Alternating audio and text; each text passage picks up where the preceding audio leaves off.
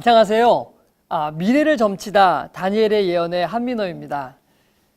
벌써 네 번째 시간이 되었네요.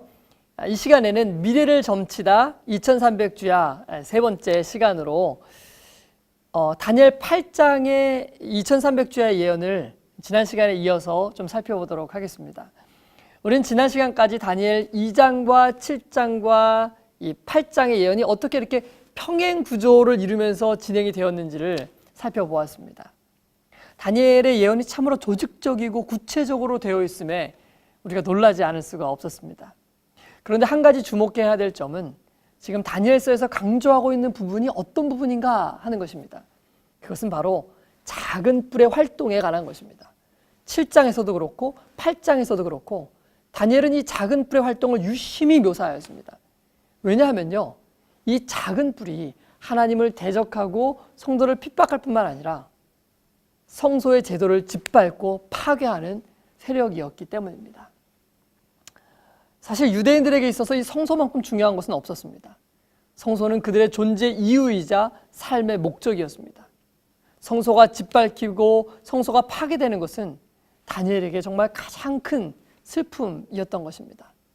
그래서 다니엘은 과연 이 성소가 언제까지 이렇게 폐허가 된 상태로 남아있을 것인지 궁금해하고 정말 기도하고 있었던 것입니다. 그때 천사가 그에게 답을 주기 위해서 그를 찾아왔던 것입니다. 다니엘 8장 13절을 좀 다시 한번 읽어드리죠. 그가 내게 이르되 2300주야까지니 그때에 성소가 정결하게 함을 입으리라 하였느니라.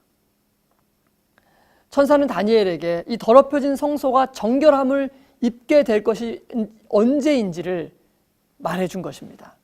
바로 2300주야가 지나면 성소가 회복될 것이라고 다니엘에게 이야기해 준 것입니다. 그러나 천사는 다니엘에게 그 2300주야의 기간이 언제 시작해서 언제 마치는 것인지에 대해서는 알려주지 않았습니다. 자, 그렇다면 이 예언의 시작은 언제이며 그 끝은 언제이고 그 예언을 통해서 하나님께서 우리에게 무엇을 이야기하고자 하시는 것일까요? 우선 이 다니엘 8장 14절에 기록된 2300주야에 관한 예언을 올바로 이해하기 위해서는 다시 다니엘 7장으로 돌아가서 예언이 전개되는 이 구조를 좀 살펴볼 필요가 있습니다. 왜냐하면요, 지금 다니엘 2장과 7장과 8장은 계속 동일한 구조가 평행을 이루면서 진행이 되고 있기 때문인 것입니다. 자, 그럼 먼저 작은 뿔에 대해서 묘사한 다니엘 7장 8절로 한번 돌아가 보겠습니다. 다니엘 7장 8절의 말씀입니다. 내가 그 뿔을 유심히 보는 중에 다른 작은 뿔이 그 사이에서 나더니 첫 번째 뿔 중에 셋이 그 앞에서 뿌리까지 뽑혔으며 이 작은 뿔에는 사람의 눈과 같은 눈들이 있고 또 입이 있어 큰 말을 하였더라. 자, 이 예언은 이미 저희가 여러 번 살펴본 것이기 때문에 더 이상 자세하게 설명드리지는 않겠습니다.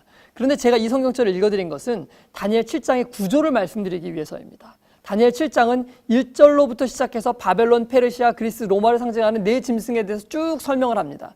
그리고 로마가 10나라로 분열된 이후에 지금 읽은 성경절과 같이 작은 뿔이 등장하게 되는 것입니다. 자, 그렇다면 이렇게 작은 뿔이 등장한 다음에 이 뿔을 묘사한 다니엘 7장 8절 뒤에는 어떠한 내용이 이어지고 있을까요? 참으로 신기하게도요, 이 작은 뿔을 묘사한 뒤에는 전혀 다른 장면이 펼쳐지게 됩니다. 제가 읽어드리겠습니다. 다니엘 7장 9절과 10절의 말씀입니다. 내가 보니 왕자가 놓이고 옛적부터 항상 계신 이가 좌정하셨는데 그의 옷은 희기가 눈 같고 그의 머리털은 깨끗한 양의 털 같고 그의 보좌는 불꽃이요 그의 바퀴는 타오르는 불이며 불이 강처럼 흘러 그 앞에서 나오며 그를 섬기는 자는 천천히요 그 앞에서 모셔선 자는 만만이며 심판을 베푸는데 책들이 펴 놓였더라. 다니엘 7장을 읽다 보면 작은 뿔이 묘사된 그 시점에 갑자기 화면이 전환되는 것을 볼 수가 있습니다. 그리고 등장하는 화면 속에는 갑자기 왕자가 놓여져 있습니다. 그리고 하나님이 그 보좌에 앉으신 장면을 볼 수가 있는 것입니다. 그리고 성경은 하나님께서 무엇을 하고 계신다고 말씀하고 있습니까? 다니엘 7장 10절 심판을 베푸는데 책들이 놓여 있더라.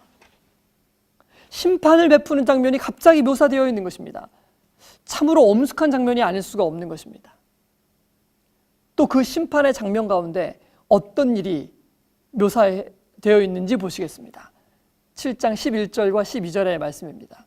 그때 내가 작은 뿔이 말하는 큰 소리로 말미암아 주목하여 보는 사이에 짐승이 죽임을 당하고 그 시체가 상한 바 되어 타오르는 불에 던져졌으며 그 남은 짐승들은 그 권세를 빼앗겼으나 그 생명은 보존되어 정한 시기가 이르기까지 기다리게 되었더라. 바로 작은 뿔이 심판을 받고 있는 장면이 묘사되어 있는 것입니다.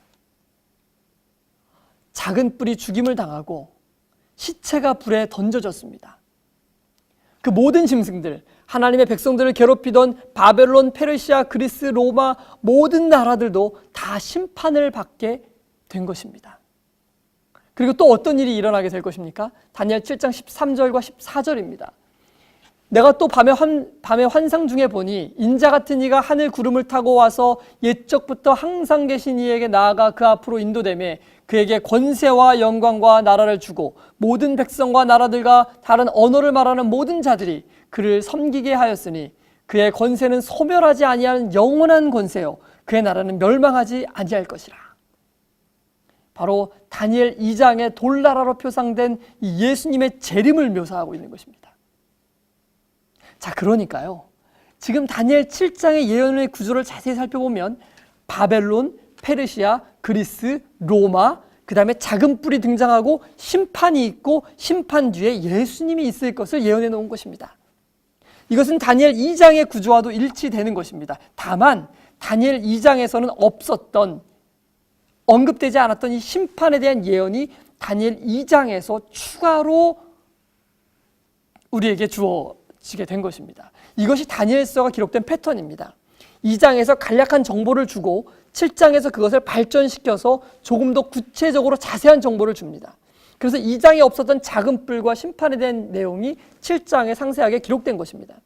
그렇다면 우리는 다니엘 8장에서 예언이 또 어떤 방향으로 진행될 것을 대략적으로 알 수가 있는 것입니다. 이 8장에도 마찬가지입니다. 8장에서도 다니엘 7장의 예언을 평행 구조로 반복하지만은 7장의 구조를 유지하면서 더 구체적인 정보가 8장에 보여주고 있는 것입니다. 이러한 구조 속에서 다니엘 8장 14절의 2300주야를 이해하면 우리는 2300주야가 무엇을 이야기하고자 하는 것인지를 분명히 깨달아 알 수 있게 되는 것입니다. 자, 그럼 다니엘 8장으로 한번 다시 가보시죠. 다니엘 8장 12절입니다.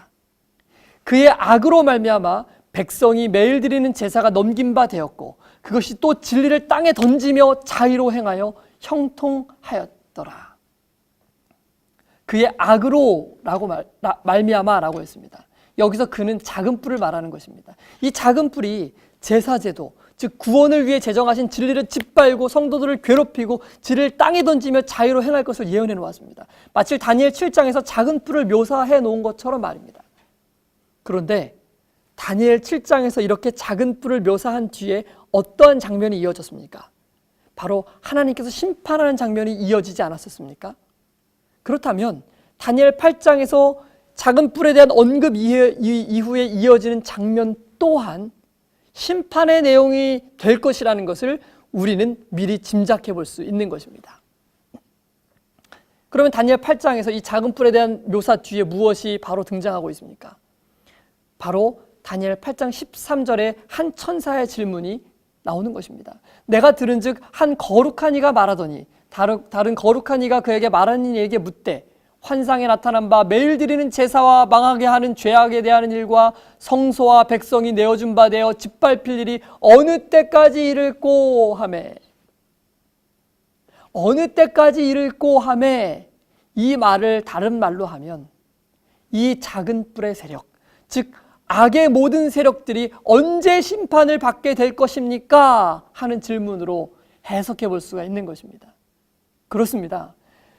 7장에서도 작은 뿔을 보여주고 심판의 장면을 보여준 것처럼 8장에서도 동일하게 작은 뿔을 보여주고 그것이 언제 심판을 받을 것입니까? 하고 물은 것입니다. 그리고 그에 대한 대답으로 주어진 것이 바로 다니엘 8장 14절인 것입니다. 그가 내게 이르되 2300주야까지니 그때의 성소가 정결하게 되리라 하였느니라. 그러니까 이 2300주야까지니 그때 성소가 정결함을 입으리라는 이 말이 무엇에 대한 언급이겠습니까?